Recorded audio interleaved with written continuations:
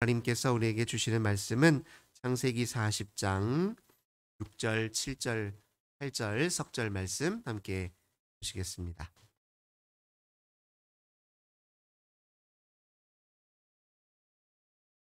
창세기 40장 6절, 7절, 이제 석절 말씀입니다.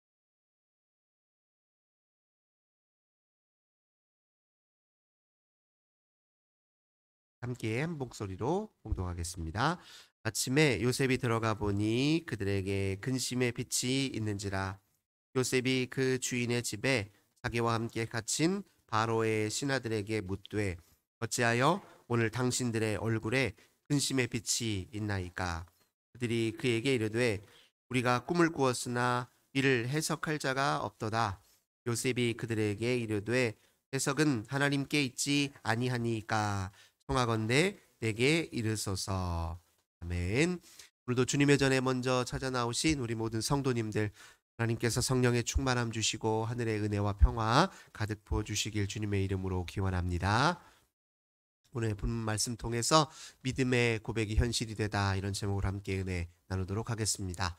요셉 하면 우리가 잘 아시는 대로 그는 꿈꾸는 자였지요.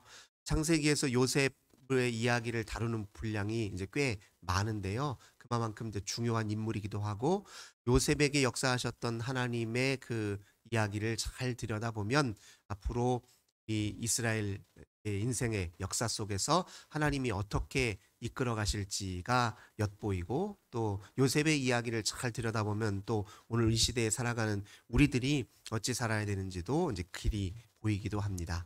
요셉은 창세기 37장에 이제 꿈꾸는 일로 그의 이제 이야기가 시작이 되는데요. 어떤 꿈을 꾸었습니까? 밤에 꿈을 꾸었는데 곡식단을 쌓았는데 그 중에 내가 쌓은 단은 이제 곳곳이 서 있고, 형들이 쌓은 그 11개의 단이 그 단에 절을 하는 그런 꿈을 이제 꾸었습니다. 요셉이 꾸었던 이제 이 꿈이라고 하는 것은 우리가 일반적으로 밤에 꾸는 꿈과는 좀 차원이 다른 꿈이죠. 우리가 일반적으로 밤에 꾸는 꿈이라고 하는 것은요, 프로이트라는 사람이 정의 내리기를 억압된 욕망의 왜곡된 성취다, 이런 얘기를 해요. 꿈에 대한 정의인데, 보통 우리가 하루를 살면서 일상을 살면서 잘 풀리지 않은, 해소되지 않은 우리의 욕구나 또 응어리진 우리의 감정들이요, 밤에 자는 동안에 우리의 내면에 들어져 있는 여러 심상들, 내면의 이미지들이죠. 이런 것들을 조합해서 해소시키는 역할을 하는 게 이제 꿈입니다. 사실은 꿈꾸는 동안에 뇌가 쉬는 거예요. 하루를 사는 동안에 얼마나 많은 그런 다양한 문제들 앞에 우리가 직면해 있고, 또 우리가 해야 될 여러 인생의 과제들이 있는데 그걸 이루느라고 굉장히 뇌도 피곤하거든요. 자는 동안에 꿈을 통해서 사실은 그 피로를 푸는 겁니다. 마치 이제 우리가 컴퓨터를 쓰다가 때로 이렇게 한 번씩 버벅거림 현상이 나타나거든요. 그때 이제 껐다 다시 키면 재부팅하면서 엉클어졌던 것들이 정돈됩니다. 그래서 꿈이라고 하는 건 사실 우리의 복잡 다단한 그런 일들을 처리하는 과정에서 우리의 뇌의 피로를 이제 푸는 과정이자, 동시에 맺혀 있던 해소되지 않은 우리의 욕구라든가 감정이라든가 이런 것들을 그냥 내적 이미지들을 통해서 해소시키는 역할을 하는 게 일반적인 우리의 꿈입니다. 그래서 꿈은 좋은 꿈이든 나쁜 꿈이든 대체로 다 우리에게는 다 유익한 거예요. 그래서 꿈에 대해서 때로 이제 함부로 그걸 이제 예를 들면 좀 내가 느끼기에 기분이 안 좋은 꿈을 꾸었다 해서 너무 거기에 큰 의미를 부여하실 필요가 없습니다. 그 꿈은 어제 하루 동안에 내가 굉장히 피곤했나 보구나, 내 머리가 피곤했나 보구나, 이렇게 인식하는 정도로 지나치시면 돼요. 오늘 이제 요셉이 꾼 꿈은 그런 것과는 좀 차원이 다릅니다. 이거는 우리의 욕망이나 해소되지 못한 감정이 만들어낸 것이 아니라 하나님이 그에게 부여하신 일종의 비전과 것입니다. 이것은 명확하게 하나님에게서 온 것이니까 일반적인 꿈과 다른, 하나님에게서 온 꿈이라고 하는 것, 하나님에게서 부여된 비전이라고 하는 건요, 다른 말로 하자면 하나님의 이끄심이에요. 인도하심입니다. 그러니까 내 인생, 내 앞길, 내가 계획한 것, 또 내가 의도한 것 넘어서 우리 인생을 이끄시는 하나님의 선한 인도하심을 이제 비전이라고 얘기합니다. 이것은 사실은 언제 알아들을 수 있냐? 사실 기도하고 주님의 말씀을 가까이 하는 사람에게만 드러나는 것이기도 합니다. 그러니까 요셉이 꿈을 이렇게 꿈 이야기를 형들에게 들려줬을 때요. 형들은 사실 비웃었거든요. 해와 달과 열한 별이 내게 절하더이다. 뭐 이런 꿈 얘기도 할 때 형들은 굉장히 시기하고 조롱했습니다. 근데 요셉의 꿈을 주목하여 들었던 사람이 있어요. 창세기 37장 11절 보면은 그의 형들은 시기하되 그의 아버지는 그 말을 간직해 두었더라. 이런 표현이 있어요. 그러니까 야곱은 요셉이 꾼 꿈을 주목하여 기억했습니다. 야곱은 어떻게 그렇게 할 수 있었을까요? 야곱은 평소에 기도하는 사람이었잖아요. 그 연약한 사람이고 평범한 사람이고 정말 어떻게 보면 때로 보통 사람보다 못한 사람이기도 한데 그런데 야곱은 두드러진 특징 중에 하나가 자기 약함을 알고 인정하고 하나님과 씨름할 줄 아는 사람이었잖아요. 그러니까 그는 하나님이 자기 인생을 이끄셨던 수많은 경험이 있습니다. 인생의 큰 우여곡절 속에서 하나님이 어떻게 자기에게 역사하셨는지를 생생하게 알고 있는 사람이에요. 근데 요셉의 꿈이 단순한 꿈이 아니라 하나님의 비전이고 이끄심이라는 걸 야곱은 마음속에 염두에 뒀다는 겁니다. 사실 우리 인생에서도요. 우리 계획과 의도대로 잘 안 되잖아요. 때로는 하나님 앞에 씨름할 때 욕심도 버리고 예측하지 못한 방식으로 또 내가 기대하지 않은 방식으로 나를 이끌어 주시는 하나님의 선한 손길을 기다릴 줄 아는 사람, 그걸 믿고 신뢰할 줄 아는 사람에게는요, 하나님이 우리 인생에 그때그때 사인을 주십니다. 이건 뭐 각자 주관적으로 다른 방식으로 하나님이 역사하시니까 딱히 뭐다라고 말씀은 못 드려요.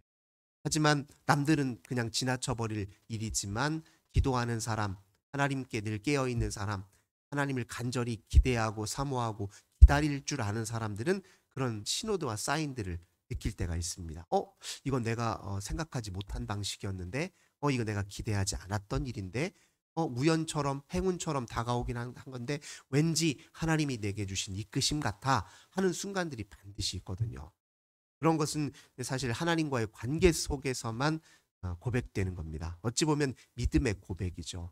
믿음이 있는 자, 하나님을 신뢰하는 자에게만 드러나는 게 하나님의 비전입니다. 요셉에게는 그런 비전이 명확하게 있었어요. 근데 그 비전은 어떤 힘을 갖느냐 하면 내게 주어진 모든 현실을 이기고 또 해석하는 힘을 가지고 있어요. 요셉이 그렇게 꿈을 꾸고 난 이후의 삶의 여정을 한번 그 꿈 때문에 도리어 자기는 더 큰 위험을 당하잖아요. 형들이 시기해가지고 그를 결국 이집트의 노예로 팔아 넘기지 않습니까? 그 모든 과정을 다 겪을 때 현실은 자기 꿈과는 사실 다르게 이루어지는 것 같아요. 하나님 주신 비전과 다른 방식으로 현실이 전개되는 것 같아요. 하지만 비전을 명확하게 기억하고 그 비전으로 현실을 다시 보니 즉 하나님이 나를 이끄시고 인도하신다는 그 믿음으로 현실을 다시 보니 견딜만 하고 이길만 하고 또 이 모든 것이 지나가는 과정이라고 하는 믿음이 있었던 것이죠. 그런 굳건한 믿음 위에 서 있었기 때문에요. 요셉의 이야기 중에서 반복적으로 등장하는 중요한 문구 하나가 있습니다. 우리가 38장 아니 39장 40절에 보면 한 23절에 보면 간수장은 그의 손에 맡긴 것을 무엇이든지 살펴보지 아니하였으니 이는 여호와께서 요셉과 함께 하심이라 여호와께서 그를 범사에 형통하게 하셨더라. 이런 표현이 있어요. 요셉과 하나님이 함께 하셨다. 동행하셨다. 그래서 그의 모든 여정을 통통하게 하셨다 이런 표현이 있습니다. 현실에서 직면한 여러 우여곡절이 있지만 그 모든 걸 다 뚫고 지나갈 수 있도록 하나님이 함께 하셨다라는 표현이 등장합니다. 그렇게 될 수밖에 없었던 건 요셉은 늘 하나님이 주신 비전으로 현실을 보았고 하나님의 시각으로 자기 인생을 보았거든요. 그래서 여러 유혹 앞에서도 하나님을 잊지는 않았습니다. 여기 지금 간수장 이야기가 나오는데 우리 잘 아시는 대로 요셉이 감옥에 갇히게 된 연원을 잘 알잖아요.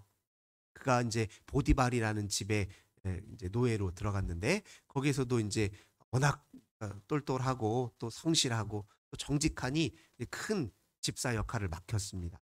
그 역할을 하다 보는데 그 보디발의 아내가 요셉을 이제 사모하는 흠모하는 마음이 생겼습니다. 유혹을 했는데도 넘어가질 않아요. 뭐라고 하냐면 홀로 있을 때도 이렇게 얘기해요. 어? 내가 어찌 이 큰 악을 행하여 하나님께 죄를 지으리까? 그 여인은 너와 나밖에 없지 않느냐? 주인도 없고 아무도 보는 사람 없으니 우리 서로 연애하자 이렇게 얘기하는데 요셉은 하나님이 함께 계십니다. 제가 어떻게 하나님 앞에 범죄할 수 있어? 이렇게 얘기했던 사람.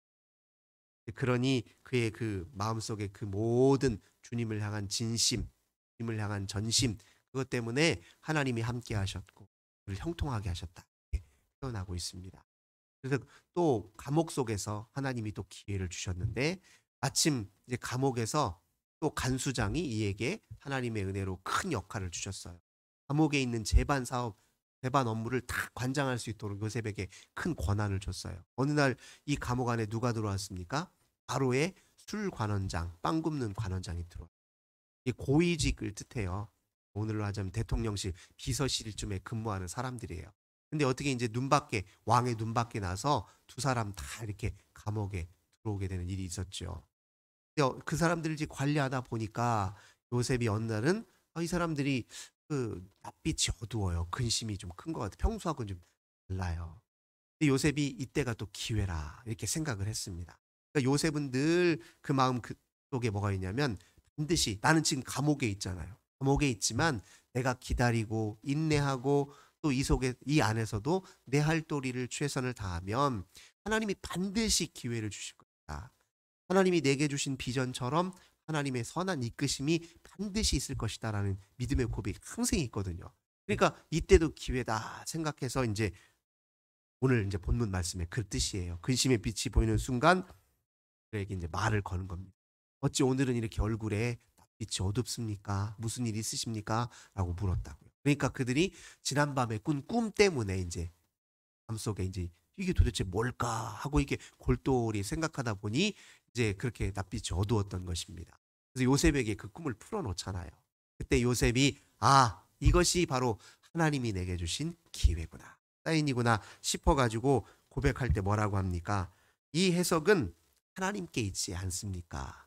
내가 하나님을 기도해서 당신이 꾼 꿈들이 의미가 무엇인지 밝혀줄 수 있을 것 같습니다. 하면서 꿈을 풀어주는 거예요. 꿈인지 보니까 술 관원장은 다시 복권되어서 왕 옆에 가게 생겼어요. 그러고 보니까 빵 굽는 관원장은 이제 죄가 그대로 다 발각돼서 죽게 생겼어요. 그 꿈을 이제 다 풀어주는 겁니다.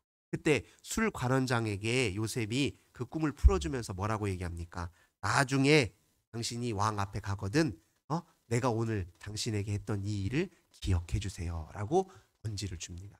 이 말을 했다는 이유가 뭐예요? 이게 하나님이 내게 주신 선한 이끄심이라는 걸 요셉이 알고 있었다는 그걸 인식했다는 뜻입니다. 이게 바로 이제 요셉이 그의 신앙생활을 통해서 그의 신앙의 여정을 통해 우리에게 보여주신 비밀입니다. 하나님께 깨어 있고 또 하나님께 무시로 기도하고 주님 말씀에 근거해 살려고 하는 사람들에게는요, 이런 영적인 감죠. 영적인 직관력입니다. 이건 딱히 논리적으로 설명이 어려워요. 이건 주관적인 체험의 영역이기 때문에 그렇습니다. 하지만 믿는 자들에게는 그것이 그저 헛된 꿈이 아니라 그저 마음속에 스쳐 지나가는 영상이 아니라 현실이라는 것. 이게 현실이 된다는 걸 확인할 수 있습니다. 믿음의 고백이 있는 사람만이 하나님의 주신 비전은 그저 공상이 아니라 현실이 된다는 게 되거든요. 우리 성도님들도 우리 인생에서 이런저런 우여곡절 속에 반드시 하나님의 은혜와 섭리도 있다는 걸 꼭 기억해야 됩니다. 그냥 우리에게 일어나는 모든 일들이 우연처럼 지나가 버리고 느낄 수 있어요. 하지만 인생을 우연의 연속으로 보느냐, 하나님의 은총의 또 하나님의 필연의 연속으로 보느냐, 그건 역시 믿음의 선택입니다. 이건 하나님의 섭리와 은혜의 역사다. 이렇게 인식하고 보는 것이 그에 걸맞는 현실을 경험하는 가장 중요한 비결이라는 사실을 꼭 기억해야 됩니다. 저도 물론 인생 짧은 인생이긴 하지만 하나님의 그런 선하신 섭리와 참 하나님 너무 너무 신기하다. 우리 하나님 이렇게 기가 막히게 보잘것없는 인생에 이렇게 역사하시고 이렇게 인도하시구나 하는 그런 것들이 있습니다. 그런데 믿음의 고백으로만 우리가 말할 수 있지 남들한테 그게 뭐 얘기한다고 해서 남들이 정말 그렇다 이렇게 또 이야기할 만한 이야기 아닐 수도 있어요. 그렇지만 중요한 건 나는 알잖아요. 나는 그 믿음의 고백이 현실이 되었다는 걸 알지 않습니까? 그런 우리 주님과의 관계 속에서 하나님의 선한 이끄심을 더 깊이 경험하시고, 그래서 우리 사는 날 동안 우리 주님을 더 온전히 찬미하고 찬송하시는 저 우리 모든 성도님들 되시길 주님의 이름으로 간절히 기원합니다. 참 좋으신 주님 감사드립니다. 저희들이 무엇이 간데 늘 우리 주님 저희를 생각하시고 주님께 기도하고 주님 말씀 의지하여 살려고 몸부림치는 저희 인생들 불쌍히 여기셔서 때때로 저희들이 예측하지 못하고 기대하지 못한 방식으로 우리에게 다가와 주셔서 살 길을 열어주시고 갈 길을 보여주시고 주님의 선한 손길을 의지하게 하신 것 참으로 감사드립니다.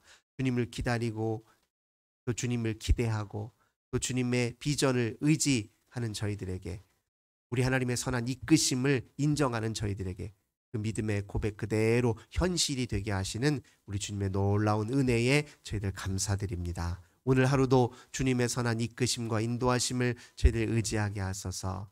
우리 순간순간 우리 인생에 주시는 하나님의 사인들을 잘 알아차릴 수 있도록 저희들 믿음의 고백으로 주 앞에 늘 서는 저희들 다 되게 하여 주옵소서. 주 예수님의 이름으로 간절히 기도하옵나이다. 아멘. 우리 함께 이렇게 기도하겠습니다. 믿음으로 삶의 현실을 바라보고 이해하고 대응하게 하옵소서. 기도하겠습니다. 오늘도 우리 교회의 부흥을 위하여, 우리 가정의 부흥을 위하여, 나의 영적 성장을 위하여, 또 우리 환우들을 위해서, 우리 자녀들을 위해서 주님 앞에 간절히 기도하겠습니다. 참 좋으신 주님 감사드립니다. 오늘도 저희들 주 앞에 이끌어 주시고 아버지 앞에 기도하게 하시니 감사드립니다. 기도할 때 주님 역사하는 순간 사인